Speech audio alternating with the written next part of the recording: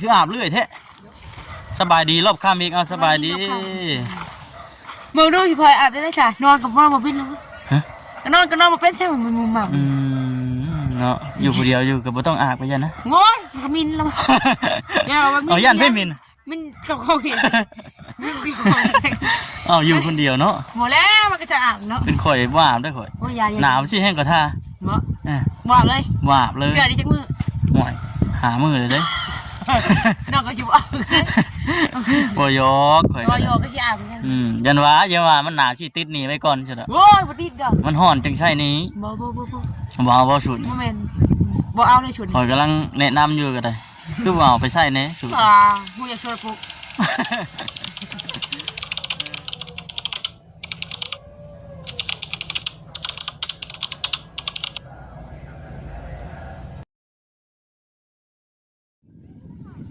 พี่น้องเลยเนาะฝุ่นบัดที่นี่ตะเวนตกดินแล้วพี่น้องเลยข้ามมืดจืดตาแล้วยังมาทันในพากันกลับได้พี่น้องเลยเนาะเดี๋ยวอบรมกับสาวดำเพิ่นอีกจะหน่อยเดี๋ยวสิพากันกลับตอนนี้เนี่ยทั้งเงินน้องดำเพิ่นยังไปฮดเต่าเพิ่นอยู่เพิ่นฮดเต่าเดี๋ยวนี้เพิ่นจูดเลยมีแต่ว่าครัวฮดไปน้ำเคี่ยวไปพร้อมมาเช่นบัดที่นี่สิพากันขึ้นไปอบรมกันอยู่พุ่นแหละเพื่อนอยู่เพื่อนเพิ่น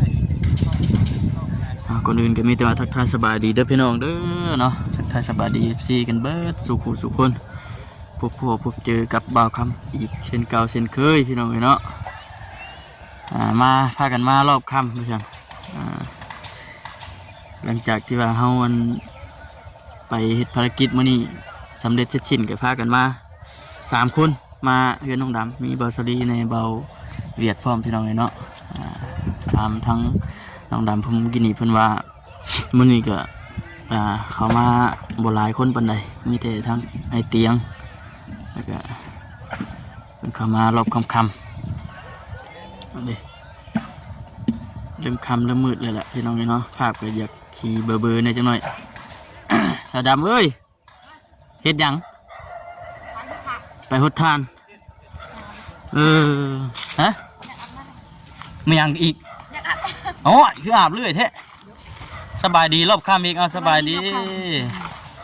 มึงดูพี่พลอยอาบได้ใช่นอนกับนอนมาบินเลยก็นอนมาเป็นใช่ไหมมึงหม่เนาะอยู่คนเดียวอยู่กับบ่ต้องอาบไปยันนะโง่ก็มินแล้วเอายันไม่มินกับเขาเห็นเอาอยู่คนเดียวเนาะหมดแล้วมันก็จะอาบเนาะเป็นข่อยว่าอาบได้ข่อยหนาวชี้แห้งกว่าท่าว่าเลยเชื่อดิจักมือห่วยหามือเลยน้องก็ชิบอาบบ่ยกข่อยก็ชิอาบยันว่ามันหนาวชี้ติดหนีไว้ก่อนใช่ไหมโอ้ยบ่ติดดอกมันห่อนจังใช่นี้บ่ชุดโมเมนต์บ่เอาในชุดข่อยกำลังแนะนำอยู่ก็ได้คือบ่เอาไปใส่เน่ชุดผู้อยากชวนปุ๊ก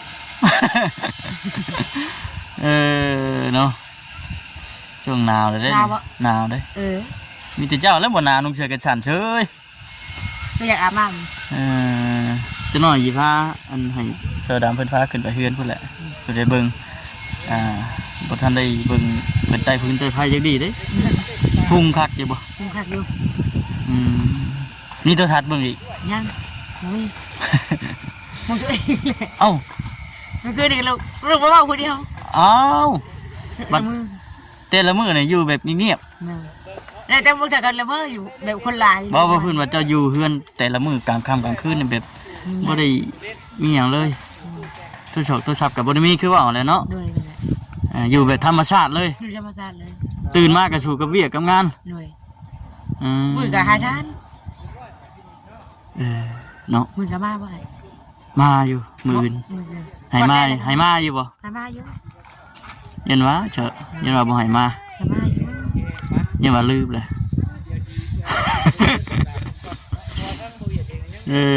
เนาะพี่น้องเนาะเดี๋ยวจะน้อยพุ่นแรกขึ้นไปเบิ่งก่อนเพื่อนชาญเพิ่นขึ้นไปเช็คเบิ่งก่อนนะว่าซั่นเพิ่นเก็บกวดบ่นั่นมือต้องจุดมุ้งบ่ชิงอะไรมันติดมันติดมาเฉยๆนอนมุ้งเปลี่ยนมุ้งใหม่มุ้งบ่ชิงบัดสักเด้อตบเด้อ ตบให้มันอันนั้นเลยจัง เรียบร้อยแล้ว ฮะ เรียบร้อยแล้วบ่หดเตา เรียบร้อยแล้ว เออ เฮ็ดได้เฮ็ดแล้วพาขึ้นไปฟุตบอล นี่ว่าจะขึ้นเบิ่งเฮือนแล้ว ไป บ่เคยเห็น เอา เฮือน ขน เรา มมาเลย บอสลีอันเจ้าทาขึ้นข้างหลังบ่ กะทิก็สะพาดมา เอ้าม ากะทิ อาชีพที่2ให้อีก ฮะ ไอ้เชี่ยจะได้ ก็อย่าเลย ง้อแม่ง้อแม่ ง้อแล้วแม่ง้อ ม แล้ว องไป แม่ ได้เลย เอาขนมนี่นะให้เรา มองเลยมองไปเลย ง้อเป็น มองอย่าง ง่ายๆว่า ว่า ง่าย สิ ๆ อยู่รถถากได้เด้อเท้าอยู่ถารถ เอาง่ายๆกับคนนั้นนี่ง้อคนบ่ได้เป็นนะเนาะพวกนี้เนาะ เนี่ย อ๋อ ถือว่า บ่น่าดีเนาะเริ่มคำอะไรก็อยาก นอน แม่กับแม่นมืด ไม่ได้ไม่ได้จะอาบ ไปเดี๋ยวเบิ่งเฮือนสาวดำเพิ่นก่อนบ่คำเคยมาแล้วเนาะ เคยมาอยู่แต่ข่อยก็ยังบ่เคยเห็นเราเอาไต่ขึ้นไต่ไผ่อะนะ เออ ปกติจะใส่กันได้เลยเขาเสีย อืม เพื่อน เรียกงานเพิ่นเนาะ ล็อกกันดีๆอยู่บ่ก็ทำขึ้นกัน บอกแล้วไม่มีใครหรอก หวานบ่ยันผู้ว่าขึ้นบ่ เจอพวกเอาสิ่งมาอันเก็บเอาที่นอนเราคืนแน่ โว้ตีมันเลย อย่าละมือจ้าเอาอันทงบ่สิโอ้ยพื้นแต่แม่นเออ มันก็กินเยอะ เอาจะอยู่ข้างนี้ก็ได้ยันได้เอาของบ่สิมายันละมือเลยนะบ่ มัน ขึ้น มาคนเดียวเพราะ แม่นบ่ข่อยว่าแล้ว เป็นที่กันแล้วเนาะ ยันมาเอาเพื่อนได้มานอนละมือได้ ฮะ เอานอนแล้ว เอาข่อยเปิดเฟซนะก่อน แต่ยังน้อยก็ เลื่อมตาก็อดเอาเด้อ แต่ยังน้อยก็แบบว่าเนาะเอาละมือแล้วเฮาก็ได้ชุกๆอยู่อ่ะมันยาวเล่นเลย เนาะเอาของบ่สิมาจนละมือจนเลิกก็แล้วก็ได้ เลิกก็คู่ผ่านมันละมือนี่ ก็ชาเนี่ยก็ข่อยพังบ่ทัน ตรวจเนาะ ไปตรวจก็ นี่บ่ อันนี้แหละเจ้ายังบ่ขึ้นมาเบิ่งบ่ โอ้ได้ยังบ่ได้เคยเห็นเพื่อนเห็นอย่างเราเทื่อ ปาตีกับเพื่อน เทื่อแรกแกพี่น้องเนาะโอ้ขอเห็นคุกบ่ ตะ สิ กี้โอ้ยโคกเด้บ่เวียดเด้พุ่นเป็นบ่กองอัญญะจะพุ่นเราไปโอ้เราฮู้จักอนามัยกูเก็บกวดได้เด้อสะอาดสะอ้างนะ ใช้คือบ่ขึ้นใต้พื้นใต้ไผเบิ่ง ขึ้นไปใต้นะมี่ ตีนเปื้อน อย่าไป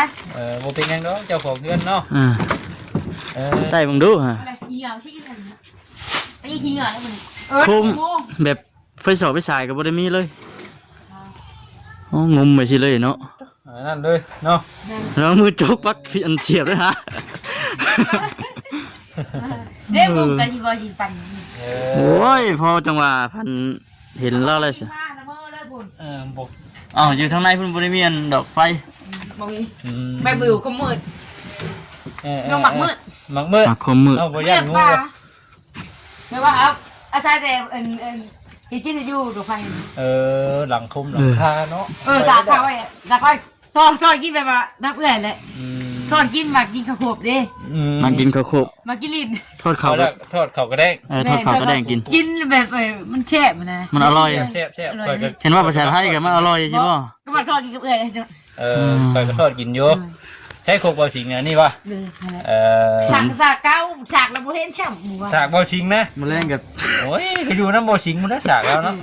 มาถึงข่าวเขาเอาไปแล้วพวกอื่นดิ มันแรงกับฟันอีกแล้วมันแรงกับเสียใครวะ กับพันนี้ สากเบาสิงอยู่น้ำเล่าพูนสากเบาสิงนะ ตีเตอเลยวะ ติดตัวอาวุธประจำกายแล้ว มันไม่ได้ไม่บอกสิเดี๋ยวทำได้ โอ้ยอกกัน หยอกเนาะถือว่าตรงค่ำขึ้นอยู่ผู้เดียวที่สาวด หน่อย ำบริยานบ่ ขยันแน่กับปุยานไปได้เฮือนอยู่ใกล้กัน ยานแนวบริยานน้ำแล้ว เด็ก เนาะ ก็เฮือนเบาๆก็เลย ตะกี้จะอยู่กับใครอย่าตะกี้ ตะกี้ว่าอยู่กับเอ้ย กับเอ้ยบัดนี้เอ้ยเอาผัวแล้วเอ้ยไปอยู่เพื่อนเล่าบัดนี้ เหนื่อย เออ เดี๋ยวอยู่คนเดียว เจ้าก็อยู่ผู้เดียว เหนื่อย เอออยู่คนเดียวแต่เฮิงๆนะ อยู่ผู้เดียวผ่านมาจักปีละฮอดบ่ปี 3 ปี 3 ปี ปี โอ้ยง่ายตั้งแต่เอื้อยแล้วเอา เอ้ยเอาผัว เอื้อยปัวแล้ว เอ้ยเอาผัวก็แม่นแยกไปพุทธ เหนื่อย โอ้โดยเอาแล้วเนาะเพชรจังได้เห็นเจ้าจังได้พ่อกับเราจะท นี่บ่เราเมื่อนั้นน่ะทางบ่แสนเพิ่นมาคือมาหาเอื้อยเราน่ะ ำโอ้มาจะต้องมี เดี๋ยวเห็นทางน้องเพิ่น วัน ย่าง นี้ ลงไป มาพ่อ หา แล้ว เนี่ย สะด น้องเพิ่นย่างลงไปทานทุกข่อยเลยเอ้า ขึ้นมาเบิ่งก่อนนะว่าซั่น โอ้ก็เลยจึงได้พบได้เจอกันเนาะโอ้ยจันก็บ่ได้พบได้พบไม่ต้องไง โอ้ยข่อยพ่อมึงทวิตแฮงเต็กเด้อบ่อยู่ เป็นอะไร หัวใส่จน เป็นได้คือหัว จังแล้ว เพราะแล้วมันยังสาวดำเห็นมือเจ้าน่ะ ที่ขี้อยู่น้อย ขออนุญาตถามเนาะเป็นยังไง พาพันมือ ผ้าพันมือ เนยหยอกกันแล้วก็พาพันมือวันนี้ เดี๋ยวเล็บมันออกเลย มันพูดกับการนี่แล้วมันเปื่อยลงมันแล้วปรุงใหม่ ไม่ดีปุ๊จักบริบูรณ์หมด บอกมันบ่เกี่ยวกันนะแต่ผู้กุดเป็นนิ้วก็ยังได้คือเก่า แม่น แต่ว่าเคยกุดไปเลยผู้ ก็ได้แล้วก็ได้เมียแม่นบ่ ในเมีย อันบ่เกี่ยวกัน ได้จ้ะ บ่เกี่ยวกันเป็นที่มีอย่างหนึงสาวดำเราคิดอะไรเราเว้าโลดเราเว้าหยอกเก่งเว้าตามตรงเลยนะพี่น้องเนาะ ไป ตามที่ มา เพิ่น หา ว่า เราในบ่ฮู้นี่โอ้ยแปลกแล้ว แตกแล้ว เห็น เนาะ เห็นเราว่านี่ได้เห็นก่อยก็ว่าหยอกมาเห็นไอ้บุญก็ว่าหยอกโอ้เราดีว่าเห็นคนมักว่าหยอกว่าเซลเนาะ คนมักปากมักเว้า มาปากว่า อืม เห็นเอาที่นอนเบาสิงก็สิไปนอนก็เบาสิงโอ้ใช่ป่ะ แล้วก็เป็นคนดุคนมันพร้อมบ่ แม่นยอมรับแต่ว่านี่ได้หับรางวัลคนขยันเป็นเบาหวานนี่ เลย ทางไผเอาทางไผจื้ออยู่บ่ มาตา บ่ตาไผบ้างหานี่แม่นจื้อแล้วเนาะ เลย มื้อเดียวก็จื้อ จืดโชว์คนนั่นแหละ เอ้า จืดโชว์คนนั่นแหละแจ้ไป บ่จื้อไผมาวันนี้บ่ โมนาไอ้นู้เอาไปจืดเลย เพิ่นมามื้อใด ไอโอลี่บ่ เบาลิ บาโอลี่แล้วก็ บาโอลิ ผู้หนึ่งนี่บาบอสแม่ มันก็หลายคนอยู่ หลายคนก็บ่จื้อมาเด้อ แม่นๆแต่ชุมข่อยมาบ่เดียวคือจื้อเลยชาวบ้าน อ้าวบ่เวียดเนาะกับพระชิบู มันบ่อึดเนาะ ด้วย ขี่รถบ่ขออนุญาตนำพี่น้องเอ้ยมีผ้าห่มแลกมาบ่ว่าอย่างนั้น นอกกับนอกมันมีอยู่นอกเคยบอกเลยบอกบอกเฉวียดได้แคมทาง เด้อ คนเลวเลขบ่เนาะมันก็เลขเลขกับหัวเลย มันบ่จับไปบ่ล่ะ โอ้ยนอกก็บอกอยู่มัน ห่วยบางทีมันคิดลีโลได้ซะ กูย่านเนี่ยมีผมเลขมาบอก ย่าน ค นี่ น มัน บ่เล จะ ข บ่หยอกเนาะ ด้วยว่าหยอก เออ มันมาผมมันมาในไงคนบ่เลขบ่น้องบ่ นอกรอบนี้มันก็หัวเลย อืม มีผมเลขมาว่าคนบ่เลขบ่น้องก็สองคนมาเฮ้ยปะนี่ ว่าแน่เนาะ แม่ อันนี้ถือว่าเป็นเดินเทือนจะเบิดเลยมันบ่สัตว์ เลยเรียกผู้กับปุ้น ถือว่าเป็นดินเจ้าแล้วนี่นะ เลย โอ้ถ้าเกิดว่ามีพระผู้ใหญ่ช่วยเรื่องบ้านเรือนมันปลูกอยู่นี่เลย ด้วย โอ้ สบายเลยเนาะเป็น ส เนาะ บายสบายมี ดินดอนตอนหญ้าก็บ่ได้ชื่อแล้วแค่ว่าบ่ ใกล้ คิดว่ามีข่าว ใกล้ ดี ดีได้บน ใกล้บน อันนั้นมั เบีย น ก ใกล้ เลย โพดหมดเลยอยู่ ก็เลยเจ้าก็เลยบ่ไปอยู่น้ำเนาะ แต่ก็ พูดใกล้ๆนี่เราก็ย่านได้อยู่คนเดียวในป่าเนาะเยอะไฟจิดุ กันเชื่อว่าอีกแบบหนึงก็มันบ่เป็นความส่วนตัวของเอื้อยเนาะเป็นความส่วนตัวของเราเอง อืม มันอยู่ป่าพวกน้องก็ย่านได้คนอยู่คนเดียวมันไกลเอื้อยเด้ไปพูดอยู่ ถ้าเกิดเราอยู่นี่ยังว่านี่กับพี่กับน้องเนาะ แม่ กับบอลเฮาเฮ็ดเวียกเฮ็ดงานประจำเลย อยู่กับที่เลยเด้ บางทีเขาไปพูดแคบปากเป้าน้องก็จิกบอก อันนั้นเพิ่นบัดมีครอบมีครัวแล้วนะมี ย่านได้เนาะ เก่แล้วเนาะเพิ่นมี เขาไปอยู่ป่าอยู่ไอ้น้องก็ย่าน เออง านนั้น คือเจ้าบัดโชว์ตัวโปรดอยู่วันนี้โอ้สิกล้าไปอยู่บ่ โสดเฮ็ดนั่ง ช่วยชิมิง คือ จับ นี่ ยิ้มเลยบอกอันนั้นมันป่าล้วน อื เอ ม อ ๆมีก็เห็นได้มือเช้านี่เบาชิงเพิ่น อืม เห็นบ่สิ่งติ อยู่ไปแล้วอยู่ไปเฮาก็เฮ็ดเวียกอย่างนี้เฮ็ด แค่ไปเที่ยวบ้านเพิ่นก็ขึ้นเมื่อแล้วเพิ่น ฮะ สิขึ้นเมื่อแล้วเอ้ยก็ได้ ขึ้นเมื่อเพิ่นบอก ขี่รถก็เมื่อแล้วพวนลูกเพิ่นก็เข้าโรงเรียนแล้วเพิ่นก็ย่างไปแล้วพี่น้องเพิ่นนั่นแหละ ลูกพี่น้องอะไรมันย่างไปโป้ยยันหลุดตามไปไหนก็ได้ ทางกระเป๋า5 ล้านกระเวนมันเมื่อยน้ำเขาแล้ว มันจืดเลื่อนได้บ้าง มาหาสาวดำแล้วนี่บึดแต่คำว่าพี่น้องเนาะ ป้าให้เราว่าผู้เดียวก็ได้เนาะดิ ไม่กลัว แม่นบ่ เอามาคืนดีกว่าดิ ฮะว่าอยู่ รับไม่ได้รับตาในบืนตาเลย พอง่ายก็คือเราเนี่ยอยู่แบบธรรมชาติบ่ได้มีหยัง บ่ได้มีความซีเรียสหยัง บ่ตัวโฉกตัวชาก็บ่ได้มีเด้ ตัวโฉกตัวทัดก็บ่มี กิ เป็น น ได้ ได้ ได้ เรื่องก็ ได้ บ่มัก นอ บัด น นี้ มานี่ เป็นอะไรคือบ่ชื่อโทรศัพท์ซะครับ เงินกระทานเอาไว้ใช่ติ เนาะ ชื่อกิน ชื่อกินชื่อหยังคือ เอาไอ้ใช้เงินกระทานเจ้า โอ้ยมันกับพ่อเลยเราซื้อ ชื่อหยังเอาถามเบิ่งก่อน ก็ซื้ออยู่สิ เอาบ่เอาจริงเอาจังลองเบิ่งดู ฮะ อ่า ซื้อน่าจะเป็นเห็นเลยไอ้ ชื่อหยัง อ่ะ ชื่อหยัง เวลาเป็นไข่ได้เยอะ โอ้ ชื่อเย เก็บ อะ ไว้ชื่อ เฮไว้ ยากิน ถุงเฮไว้ถุงไว้ไทย เลย แต่ก็เป็นน้ำเป็นข้าวน้ำซ้ำปลาแล้วเนาะ แม่น เขาก็ได้ชื่อน้ำก็ได้ชื่อ หน่อย บัดนี้บวกค่าพื้นค่าไฟเข้าไปอีก กระบอกเพลงช่วงนี้ เป็นอะไรก็โอเพลง มันน้องกับพ่อใส่บ่เปลือง ตู้เย็นดิยังใช้ได้อยู่บ่ ใส่ได้อยู่น้องบ่ใส่บ่เปลืองใด เออ แบบว่าเดือนนี้ก็บ่แพง32มาเก็บบินนึงเลยผู้ละคนนี่แสนปลาย200,000บ่ พัดลมก็บ่ได้มีเนาะเพิ่นมีก็บ่มักปัด มักเบาลี่เพิ่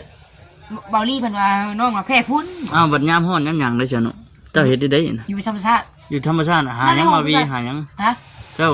บ่ฮ้อนดิ หมอดอยู่ธรรมชาติ เนี่ย อาบ ว่า น้ำซักเสื้อ แบบนี้เนาะ เลยออกนะอาบน้ำซักเสื้อ อืม นอน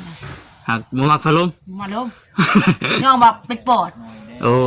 สาเหตุที่บ่ถือกับพัดลมนี่คือเป็ดปอด เลยไอตลอดได้ เจ้าถ่ายอยู่นั่นก็ได้นั่นก็เดี๋ยวจะได้นอนก่อน ถึงมาก็ ดึงมาแบบหมักคนพยาธิเลยพอเวลาถ้าหมักเดี๋ยวว่า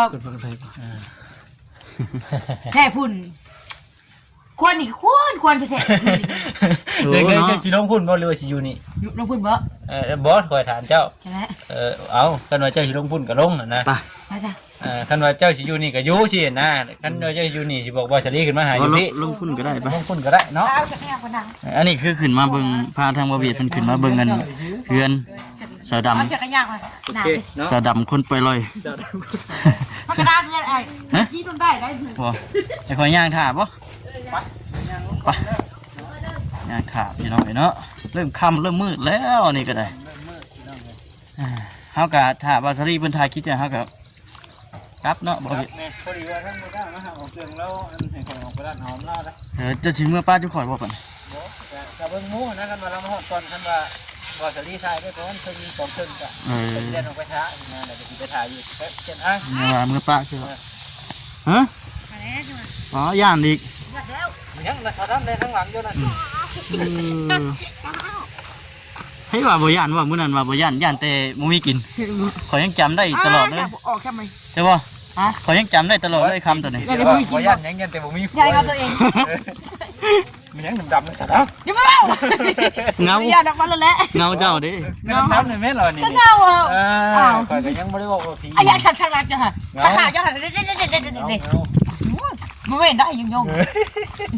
เราเป็นคนเว้าดังแล้วก็ค่อยบ่เป็นพี่น้องไอ้สด เอาไป เจอบ่บ่ได้ชาวบ้านเพิ่นบ่ได้ให้บ่อย่าว่าจะบ่ดังมันคำแรกก็มีเตือนมื้อหน้ามื้อไหนเด้อเสือดำเด้อเห็นว่าบ่เบื่อก็ มาเลย เข้ามา ดูรถมือกันมาอยู่บ่ ให้มาอยู่บ่ ยันว่ามายังชุมมานี่มาบ่ได้มีหยังก็มาสินะ ดูยาแล้วจ้ะ มาซื่อๆก็มาได้บ่ มาซื้อได้ได้ โอเคให้ชาวเบาชาลีเนาะชิเมื่อป้าเบาชาลีตุ้ยเด้อ โอ้ลูกไปพุ่น พูดเนาะก็ได้กระดำเนาะ ใช่ป่ะสิ พุ่นอยู่เพื่อนเอื้อยเจ้าพุ่น จะพูดเนาะ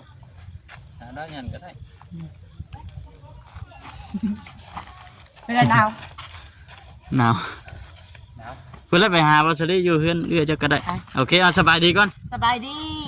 มื้อหน้ามื้อไหน มื้อไหนเด้อ มื้อหน้ามื้อไหนพอกันไหม เด้อ โอเค สบายดี ไป ก็ให้คลิปเลยตลก ตลกบ่ ตลกเลย โอ ลง เค มาชี้ตลกอีกมึง บ่ เลย โอเคมีแต่ว่ามื้อหน้ามื้อไหนพอกันใหม่เด้อพี่น้องเด้อสบายดี หนาวบ่ จะคิดว่า